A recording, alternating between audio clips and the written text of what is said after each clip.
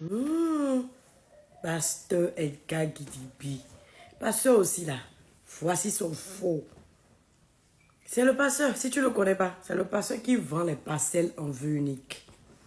Tu achètes parcelle, tu vois seulement en photo. S'il te doit parcelle là, pardon, va au garde à vue. Il est là-bas, tu as récupéré. Au Bénin, un nom fait la une des journaux depuis plusieurs jours, le pasteur Edgar Gidigbi. Connu pour ses sermons et ses interventions médiatiques, cet homme de foi se retrouve aujourd'hui au cœur d'une affaire judiciaire retentissante. Mais que s'est-il vraiment passé? Et pourquoi un pasteur aussi populaire a-t-il fini en prison? 1h01. Qui est Edgar Gidigbi? Edgar Gidigbi n'est pas un inconnu au Bénin. C'est un pasteur charismatique, un communicateur habile, et aussi, un homme d'affaires.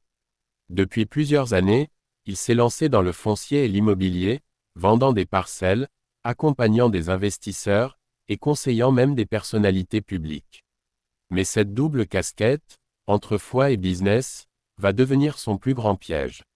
Balance à poids 2. L'arrestation. Le 22 octobre 2025, la brigade criminelle de Cotonou passe à l'action.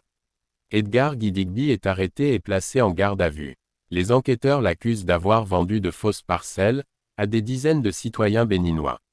Des acheteurs affirment avoir payé des millions de francs CFA pour des terrains qui n'existaient pas ou qui appartenaient déjà à d'autres.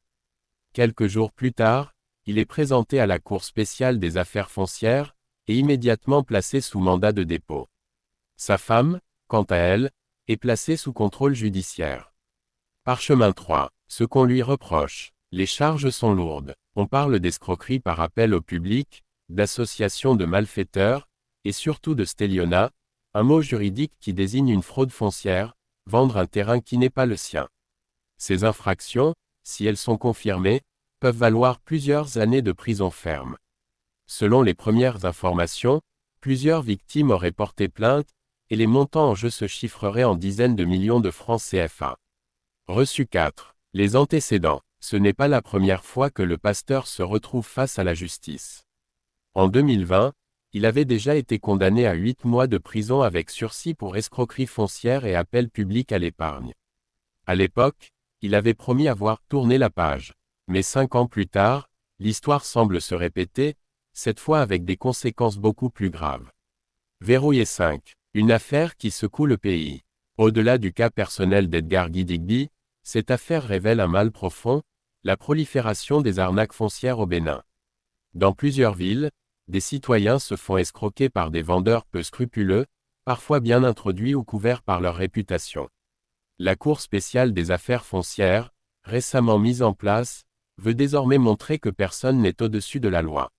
Le message est clair, même un homme d'église, même un leader d'opinion, doit répondre de ses actes.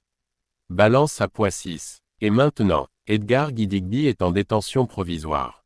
Le juge d'instruction poursuit l'enquête, entend les témoins et évalue les preuves. Son procès n'a pas encore eu lieu, mais les médias parlent déjà d'un procès emblématique pour la transparence dans le foncier. Son épouse reste libre, mais doit se présenter régulièrement devant la justice. Et les plaignants, eux, attendent justice et remboursement. Fin 7. Conclusion. Le pasteur Edgar Gidigbi, autrefois guide spirituel respecté, voit aujourd'hui sa réputation s'effondrer. Qu'il soit coupable ou non, cette affaire rappelle que la foi ne protège pas de la loi. Elle met aussi en lumière la nécessité de réguler le secteur foncier béninois et de renforcer la confiance entre citoyens et institutions.